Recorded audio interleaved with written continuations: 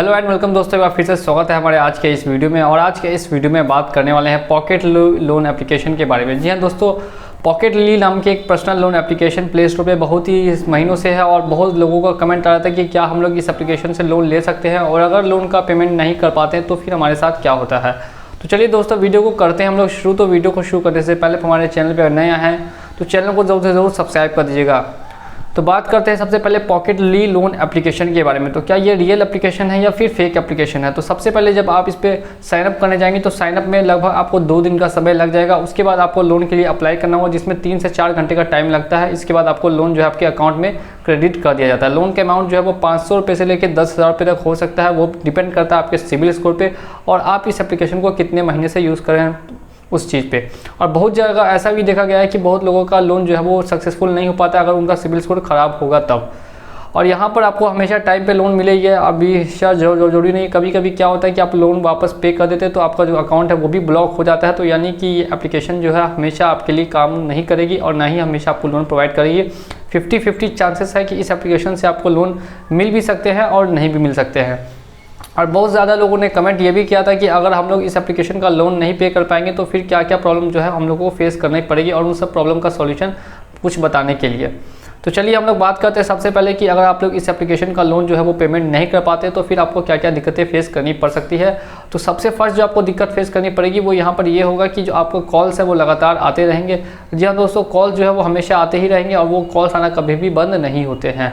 आप लोग हमेशा सोचते होंगे कि ये अननोन नंबर, तो वो अननोन नंबर या मैसेज भी आएंगे और साथ साथ में आपको बार बार डराया जाएगा, धमकाया जाएगा कि आपके ऊपर लीगल नोटिस करने वाले हैं, आपके ऊपर केस होने वाला है, आप अभी कोर्ट में हम लोग जा रहे हैं। कुछ ऐसा आपको वहाँ पे मैसेजेस हमेशा आपको आते ही रहेंगे।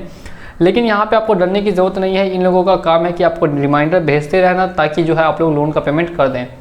ये एप्लीकेशन RBI से रजिस्टर्ड एप्लीकेशन है और अगर आप लोग इस एप्लीकेशन से लोन लेते हैं तो फिर वो आपका जो लोन का अमाउंट है वो आपके सिबिल स्कोर में भी शो होगा। यानी अगर आप इसका टाइमली पेमेंट कर देते हैं तो आपका सिबिल स्कोर काफ़ी अच्छा हो जाएगा। और अगर टाइमली रिपेमेंट करने से किसी भी तरह से चूक जाते हैं तो फिर आपका सिबिल स्कोर जो है वो ख़राब भी हो सकता है। तो इस बात का आपको बिल्कुल ही ख्याल यहाँ पर रखना होगा। नेक्स्ट, अब दोस्तों यहाँ पे दूसरी प्रॉब्लम जो आपको फेस करनी पड़ती है वो कि कॉन्टैक्ट लिस्ट पे ये लोग कॉल करना शुरू कर देते हैं, जबकि आप लोगों ने पहले से रेफरेंस नंबर प्रोवाइड कर रखा होता है, लेकिन उसके बावजूद भी आपके कॉन्टैक्ट लिस्ट पे कॉल करना शुरू कर देंगे आप लोग के बिना परमिशन के। जी हाँ दोस्तों, जो कि RBI के गाइडलाइंस के एकदम ही खिलाफ है। RBI कहीं नहीं कहती है कि आपका पर्सनल डाटा चोरी करके आप किसी के कॉन्टैक्ट को तंग कर सकते हैं, लेकिन ये एप्लीकेशन वाले बिल्कुल ही ऐसा करते ही करते हैं। बहुत जगह से ऐसे कंप्लेन आ रही थी। इसके बाद ज़्यादातर जो लोग क्वेश्चन पूछते हैं कि क्या सच में केस वगैरह हो जाएगा अगर ये एप्लीकेशन वाले कोर्ट में जाएंगे, तो बिल्कुल भी नहीं जा सकते ये एप्लीकेशन वाले कोर्ट में और ना ही आप पे कभी भी केस हो सकता है। अगर आपने लोन लिया है तो लोन लेना कोई भी इंडिया के अंदर में क्राइम नहीं है। और अगर आप लोग लोन का रिपेमेंट नहीं कर पाते हैं तो ये एक पर्सनल तरह का लोन है जो रिपेमेंट नहीं करने पे जो कंपनी ने आपको लोन दिया अपने रिस्क पे, तो वो लोन आपका जो है बिल्कुल ही आपको नहीं अगर देते हैं तो कोई दिक्कत नहीं होगा। सिर्फ और सिर्फ जो आपका सिबिल स्कोर है वो ख़राब हो जाएगा और वो पैसा जो कंपनी को लॉस में हो जाएगा। तो कंपनी नहीं चाहती कि उसको लॉस हो। कोई भी कंपनी अगर चल रही है तो हमेशा चाहती है कि उसको हमेशा प्रॉफिट हो। तो इसलिए वो आप लोग को बार बार तंग करती है और कोशिश करती है कि किसी तरह करके आपसे जो है वो रिपेमेंट ले ले। लेकिन फिर भी आप लोग रिपेमेंट करने से चूक जाते हैं तो फिर सबसे ज़्यादा जो क्वेश्चन पूछा जाता है कि क्या एजेंट भी घर पे आते हैं। तो दोस्तों, मैं आप लोग को बिल्कुल ही बता देता हूं कि कोई भी रियल एजेंट आपके घर पे कभी भी नहीं आ सकता, क्योंकि ये एप्लीकेशन वाले की जो कंपनी होती है वो हमेशा इनका ऑफिस या तो मुंबई या दिल्ली के साइड में होगा या फिर नोएडा के साइड में, और इसके अलावा कहीं इन लोगों का ऑफिस नहीं रहता है जहाँ से कि आपके घर पे कोई भी इसका एजेंट आ सके। और कोई एजेंट आता भी है तो वो कोई रियल एजेंट नहीं होगा। आप लोग उससे ID प्रूफ अगर मांगेंगे तो वो अपना कोई भी ID प्रूफ आपको दिखा नहीं पाएगा, जिससे कि ये प्रूफ हो जाएगा कि वो एजेंट रियल एजेंट नहीं है।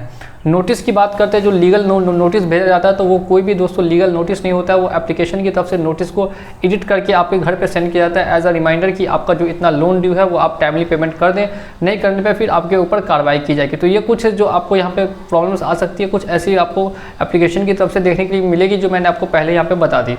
अब बात करते हैं कि इसके सॉल्यूशन की तरफ हम लोग चलते हैं। तो सॉल्यूशन में बस और बस 2 ही सॉल्यूशन है।